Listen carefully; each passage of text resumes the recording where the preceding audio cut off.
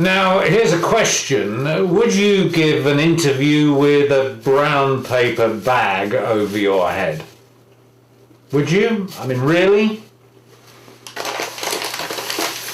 It's often been said that I have the perfect face for radio, but nobody in their right minds would give an interview covered in that way. And yet, effectively, that's what pretty much everybody is doing when they have the captions, the closed captions, over their mouth.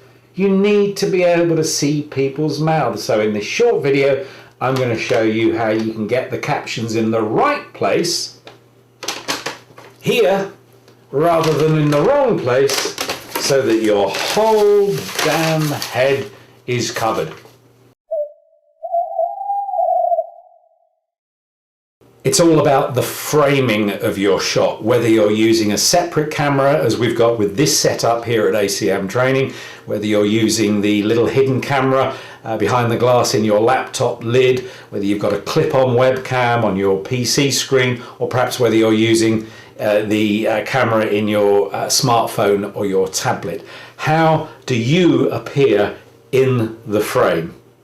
If your mouth is too low, there simply isn't the space to put the captions beneath your mouth. They'll be out of the shot, or, as is the case normally, covering your whole mouth. And we need to see people's mouths in order to do a little bit of lip reading. And in this shot, in any case, there's too much headroom. That looks uncomfortable. So we need to adjust our camera height, we need to adjust our laptop lid, we need to adjust the height of our chair so that there's plenty of space, about a third of the screen, beneath our lips for the captions without them obscuring our lips, and so that there's a little bit of headroom but not too much. The alternative is to move ourselves slightly to the left or to the right of the screen of the frame, to give plenty of space to the left or the right of us, so that the captions, even if they go from the very top to the very bottom of the screen, they're not covering our mouths. Our mouth is a really important bit for communication. I don't mean the words that are coming out of it, although of course they are important. I mean that all of us, whether we're hard of hearing or not, tend to use lip reading subconsciously to hear the words properly, to see them as well as to hear them. And if the captions are there, that makes that process much more difficult.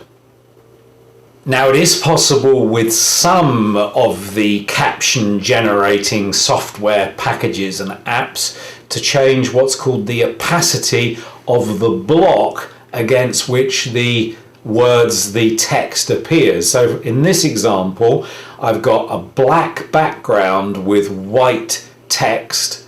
I can change the background opacity from 100%, completely non-see-through, to 50%, which means it's half see-through, it's semi-transparent. You don't necessarily get the option to change the opacity in some of the cheaper app-based solutions, and nor do you get that option when you use auto-generated captions from, for example, YouTube. So it's always best to go for the best and most flexible caption generating software, so that you get to choose things like opacity, so that you get to choose things like position, so that you get to choose whether or not you even have a background at all. You can also generate what are called crawling captions. So rather than ones that appear and disappear and appear and disappear, they crawl along the bottom of the screen and lend themselves to